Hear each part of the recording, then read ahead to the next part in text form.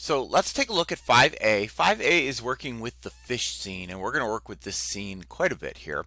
So the fish are back. Can you make the fish move left only if the arrow key is pressed down? All right, so we're going to check if the left arrow key is pressed down and then adjust the program code to make the fish move only if that is happening. So notice up top they create all the sprites, which is great. And then down here in the draw loop, this is where they're updating the code for the orange fish. But they haven't done that for either of the other two fish. So let's go ahead and start off and write some statements from variables with x equals that are going to control the motion of the blue and the green fish. So remember, these are both going to swim to the left, just like the other two. So we're going to control their x, and we're going to be subtracting from their x values.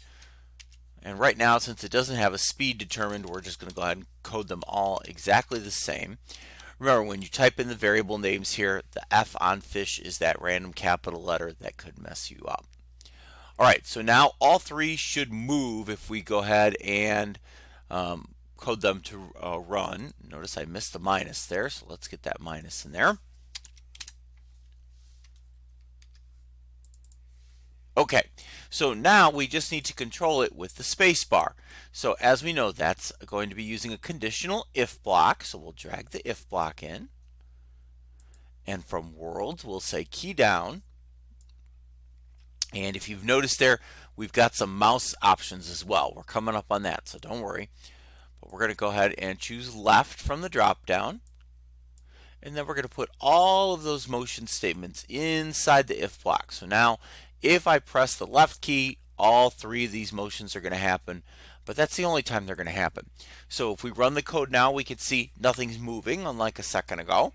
But now when I press the left key, all three fish swim towards the left of the screen. Okay, great. So let's debug the turtle movement here. So in this one, obviously it's a debugging task. So we can go ahead and run the code to see that the turtle moves left or moves right. It moves down sometimes.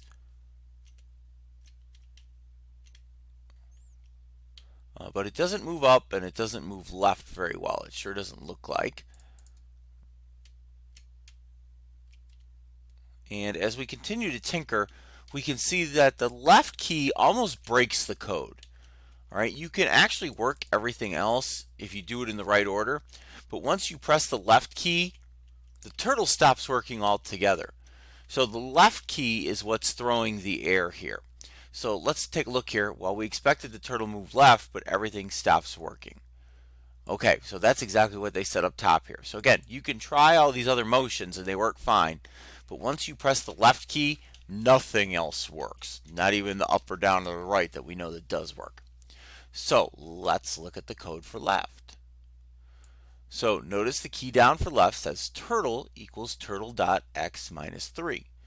Well, if we compare it to all of the other pieces of code that are written there, they all start with turtle.x or turtle.y, but this one is just turtle. Well, obviously that is incorrect then, because this one needs to have the .x or .y. Since we're talking about moving to the left, we're controlling an x movement. So we're going to say .x. And let's rerun our code, and we can see now the turtle moves left, it moves right, it moves up, it moves down. And even when I press the left key, it doesn't break anything. Everything works out fine. Great.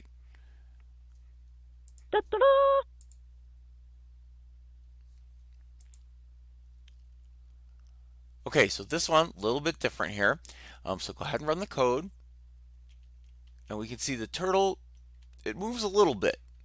All right, all four of the buttons work. It moves a little bit, but we're getting the dreaded smear effect. So something is not right here.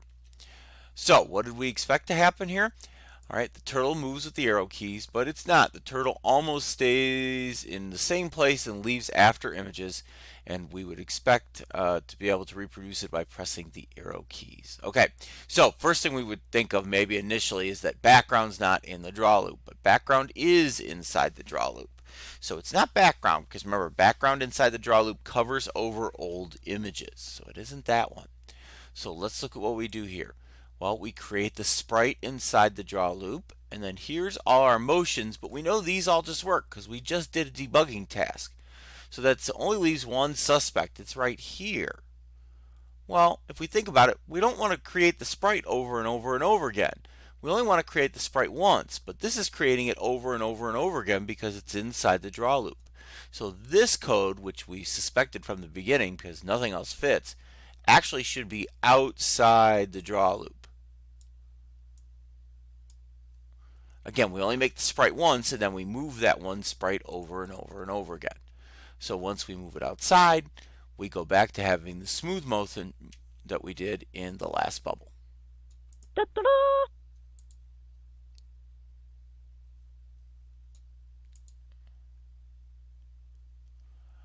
Okay, so let's go on to 6. This is your assessment bubble, so this one you're doing on your own. So you're making a simple game that moves a sprite across a screen. So notice you already have a sprite created here. It's the flyer, Flybot, all right, Wingbot, and this one is the background, so we don't want to touch those. So you're going to add code to move the sprite left, right, up, and down. So you're going to use this modeled after motion from the last few bubbles here. Notice you're controlling with left, right, up, and down. So make sure your key response is to the arrow keys and not anything else here. Again, you're going to use that counter pattern with the if loop here to make this happen, or rather the if conditional inside the draw loop. So I'll leave that one for you to do, and we'll continue on to bubble 7.